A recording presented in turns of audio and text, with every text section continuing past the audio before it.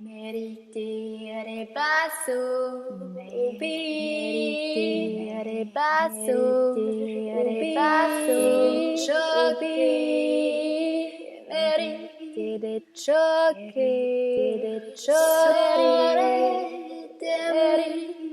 basore,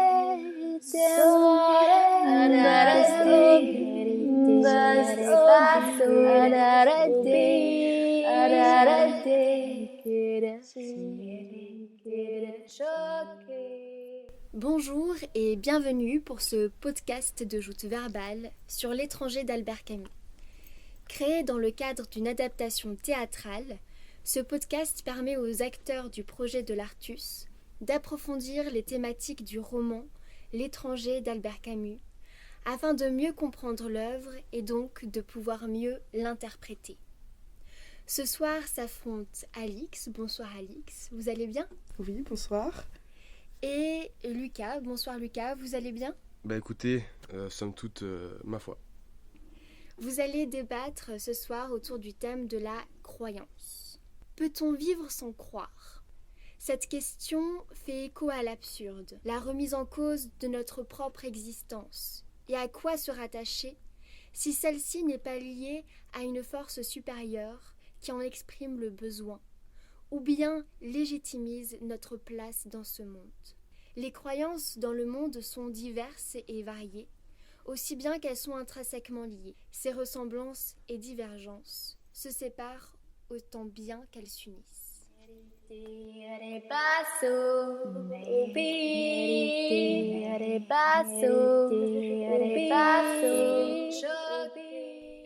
Moi, je crois en Dieu.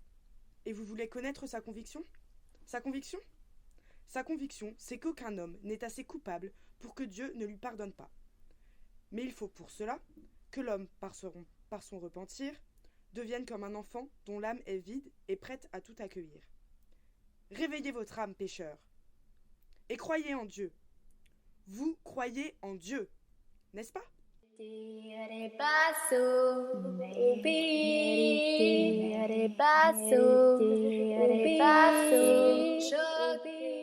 Maintenant, on va passer au débat et avant cela à un petit entraînement. Vous allez pouvoir piocher des questions drôles et y répondre chacun à votre tour. Sachez que si vous vous coupez la parole, que si vous utilisez un gros mot ou ce genre de choses, vous allez devoir piocher un gage qui se trouve sur la table. Alix, vous pouvez piocher la première question pour l'entraînement. Vélo ou bus ? Je choisis vélo. J'ai énormément de mal avec les transports en commun parce qu'il y a trop de monde. Surtout que le bus, ça bouge beaucoup et j'aime pas spécialement m'asseoir sur les sièges. Mais j'aime pas non plus devoir m'accrocher à quelque chose. Donc je choisis le vélo qui est beaucoup plus rapide et bien plus écologique. Je choisis personnellement le bus parce que j'ai la flemme de me déplacer en faisant le moindre effort. Déjà marcher jusqu'à l'arrêt de bus, ou en tout cas le transport en commun le plus proche de chez moi, je vais pas dire que c'est un effort, mais c'est chiant. Alors oui, le trajet pour aller jusqu'à l'arrêt de bus demande beaucoup de motivation et j'avoue que même moi j'ai plus de facilité à me motiver à aller quelque part en vélo que à me motiver à aller jusqu'à l'arrêt de bus qui est pourtant beaucoup plus proche que le trajet où je dois aller en vélo. Et en plus il y a aussi ce petit argument de ça fait du sport et je vais pouvoir récupérer les muscles de mes jambes. Alors je suis pas vraiment d'accord avec cet argument, d'autant plus que c'est assez galère de prendre le vélo, surtout quand par exemple il fait froid, là on est en plein hiver, prendre le vélo c'est pas forcément très agréable et surtout on fait un effort, par exemple, dès le matin pour aller en cours à 8h, j'arrive tout transpirant dans la salle, je suis pas forcément à l'aise avec cette idée. T'es pas obligé de pédaler à toute vitesse. Et justement, c'est une motivation qui est assez dure à avoir et je suis plutôt fière quand j'arrive à aller quelque part en vélo. C'est un petit accomplissement que j'ai eu dans ma journée qui me remonte le moral.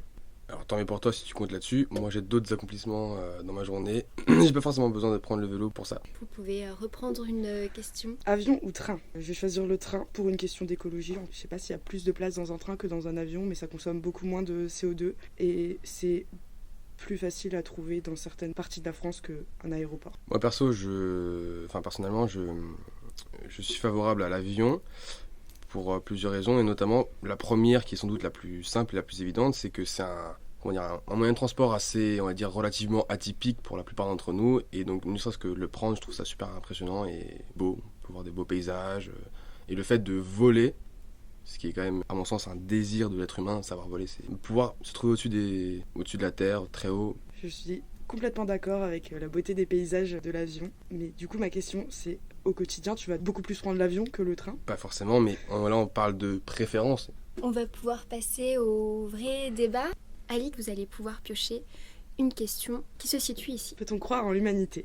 Je pense que oui, parce que croire en l'humanité, c'est permettre des comportements plus gentils envers les gens et donc permettre une meilleure humanité. Et donc c'est, je pense, un cercle sans fin. Croire en l'humanité permet d'être plus gentil, permet de faire en sorte que les gens se rendent compte que être gentil et être humain, c'est positif, et donc plus d'humanité, donc c'est plus facile de croire en l'humanité. Je respecte ton point de vue, néanmoins, je ne suis pas sûr que les gens soient dans ce genre de considération.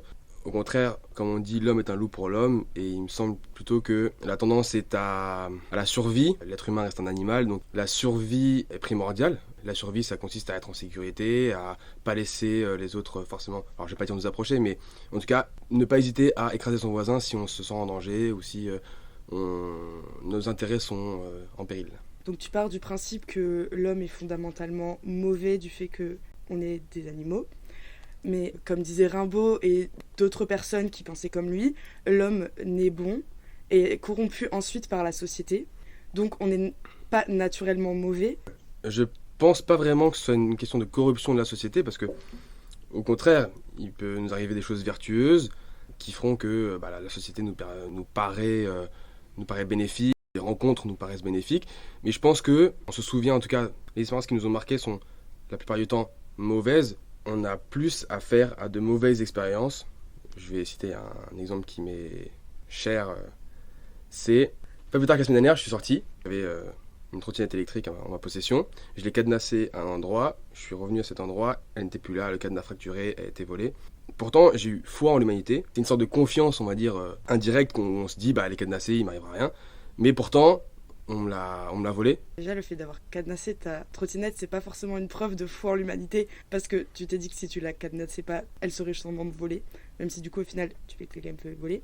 Et je pense que ne pas croire en l'humanité, c'est d'un côté détruire cette humanité, parce que si personne n'y croit, personne fera d'efforts pour que l'humanité existe. J'entends ce que tu me dis. Néanmoins, je ne pense pas que naturellement les gens se posent ce genre de considérations, ce genre de questions, comme on veut. Sinon, il n'y aurait pas forcément de guerre, il n'y a pas forcément de conflits quels qu'ils soient, que ce soit des conflits de voisinage ou des conflits plus importants à l'échelle de certains pays ou certains continents. Je veux dire, comme si la méchanceté, alors pas forcément la méchanceté, ou en tout cas des sentiments ou des comportements qui s'y apparentent, n'existeraient pas. La croyance repose-t-elle sur une science exacte ? Personnellement, je suis pas forcément en accord avec cette question. Croire, c'est délivrer une part de notre jugement, s'amputer d'une part de notre jugement, c'est-à-dire qu'à la base, on croit en ce qu'on voit, mais là, on croit en ce qu'on peut nous raconter ou ce qu'on nous a dit qui était vrai ou qui pourrait exister. Il n'y a pas de preuve forcément que nos croyances sont concrètes, quoi. Et moi je suis d'accord avec le fait que la croyance repose sur une science concrète. D'ailleurs c'est à partir de croyances qu'on a pu faire des découvertes. Par exemple Christophe Colomb qui croyait qu'il arriverait aux Indes et qui s'est retrouvé en Amérique. Et il partait d'une croyance qu'en passant par le trajet qu'il a pris, il arriverait aux Indes et grâce à ça il a découvert un nouveau continent qui a permis de faire des découvertes culturelles, notamment donc des sciences concrètes. Il me semble au contraire que le cas de Christophe Colomb est un très bon exemple pour dire que finalement, ce n'est pas une science exacte, étant donné que finalement, il s'est trompé. Il pensait arriver au Japon, il est arrivé à Cuba, donc il ne le savait pas, surtout déjà à la base. Et surtout, on voit bien que du coup, ce n'est pas une science exacte, parce qu'il n'est pas tombé au bon endroit. Et de manière plus générale, l'absence de preuves est la définition de la croyance, parce que la croyance, c'est quelque chose auquel on confère un degré d'abstraction certain. Et l'absence de preuves s'oppose à l'aspect exact de la science. Alix, vous pouvez piocher une autre question. Peut-on vivre sans croire ? Je pense qu'on ne peut pas vivre sans croire. Je pense que l'humain a besoin de croyances pour se donner des objectifs, se donner des valeurs et avoir des envies de pouvoir avancer dans la vie et d'être quelqu'un de meilleur. Je pense que la première des choses, ce serait de définir ce que c'est la croyance en soi. Je pense que les objectifs qu'on peut, pour reprendre tes termes, les objectifs qu'on se fixe dans la vie c'est pas forcément tant en termes de croyance qu'en termes d'espérance, parce que on n'est pas forcément à chaque fois convaincu de se dire mais je crois en la réussite de la carrière ou le succès de telle ou telle chose, de cette relation, peu importe, mais on espère du moins que ça puisse durer ou que ça puisse fonctionner pour nous. D'autre part, je dirais qu'il y a des gens qui se contentent très bien d'une vie qui ne serait pas forcément ambitieuse ou qui se contentent en tout cas plus de pas forcément subir ce qui leur arrive, mais en tout cas ils se contentent de on va dire du peu qu'ils ont, sans forcément espérer plus et croire en quelque chose qui les ferait avancer. Je vais reprendre sur ta notion d'espoir. Je pense que si on espère réussir quelque chose, on se donne moins de chances de réussir que quand on croit qu'on va le réussir. Parce que quand on espère, il y a toujours le fait qu'on doute du fait que ce soit réellement possible et que du coup, si on tombe face à des obstacles, on va plus facilement baisser les bras. Parce que c'était juste un espoir et on va dire, bon, bah cet espoir, tant pis, c'était pas un bon espoir. Alors qu'avec une croyance, face aux obstacles, comme tu es persuadé que tu vas réussir, par exemple, tu vas te dire, il y a forcément un autre moyen de réussir et chercher plus d'autres solutions qu'avec l'espoir. Après, j'entends ce que tu me dis. Je pense que plusieurs types, en tout cas plusieurs degrés de croyance, et je sais pas si on peut continuer à appeler ça de la croyance, dans le sens où, pour revenir sur un terme qui est quasiment inhérent au mot croyance, ou en tout cas c'est le premier auquel on pense quand on parle de croyance, c'est la religion. Pour la religion, je pense que, pas tous des fanatiques, je veux dire, il y en a qui sont athées, il y en a qui croient, plus ou moins à certains concepts que les dogmes imposent. Mais je suis pas sûr qu'on soit tous convaincus que ça nous fasse avancer, ou en tout cas intimement convaincus que Dieu existe et qu'il va guider nos pas, chacun de nos pas. Donc je sais pas si, admettons, je vais pas parler des cas extrêmes, mais admettons, on se considère en tant que croyant, mais on place pas forcément la priorité la religion en priorité. Je suis pas sûr qu'on peut appeler ça de la croyance réellement, et je suis pas sûr que ça puisse être quelque chose qui nous motive à avancer, et je pense que c'est la même chose pour d'autres croyances qu'on peut avoir dans la vie, que ce soit croire entre guillemets en quelqu'un ou en la réussite de quelque chose. Je pense que c'est un peu la même chose. Du coup là tu me donnes des exemples de personnes qui croient en quelque chose, donc qui vivent en croyant en quelque chose, et la question c'est, peut-on vivre sans croire? Je suis d'accord avec toi, mais ce que je voulais dire, c'est que, étant donné qu'il y a plusieurs degrés, je sais pas si à partir d'un certain degré, on peut encore appeler ça de la croyance. C'est ça mon argument. Merci beaucoup Alix, merci beaucoup Lucas. Pour conclure, j'aimerais vous demander si vous pensez que l'étranger, Monsieur Marceau, croit en quelque chose. Si oui, en quoi croit-il? Je pense que c'est assez compliqué de répondre à cette question, parce que bien que les apparences veuillent que M. Meursault ait une personnalité, on va dire, de prime abord très simple, ou se dire, bon voilà, c'est de l'indifférence, je pense que sa personnalité est assez complexe intérieurement parlant. Je sais pas si on peut dire il croit ou il croit pas, mais je pense plutôt qu'il s'est jamais vraiment posé la question de est-ce que je crois à quelque chose. Je pense que c'est nouveau pour lui, avec tous les événements qui lui arrivent, il va être amené à se poser justement ces questions. Est-ce que je crois en Dieu? Est-ce que je crois en l'humanité? Je pense que c'est assez compliqué, et je pense qu'on le découvre en fait avec la pièce. Dans l'extrait qu'on a lu au début du podcast, Monsieur Meursault dit clairement qu'il ne croit pas en Dieu. Après, ça veut pas dire qu'il croit en rien, juste qu'il ne croit pas en Dieu. Et j'ai l'impression que c'est un personnage qui est assez morose et monotone dans sa manière de vivre, mais je pense quand même qu'il croit en quelque chose qui l'emmène vers des manières de faire. Au moment où il tue l'arabe sur la plage, il y a quelque chose qui l'a poussé à croire que c'était pas un mauvais acte. Merci beaucoup. Le prochain podcast traitera de la limite.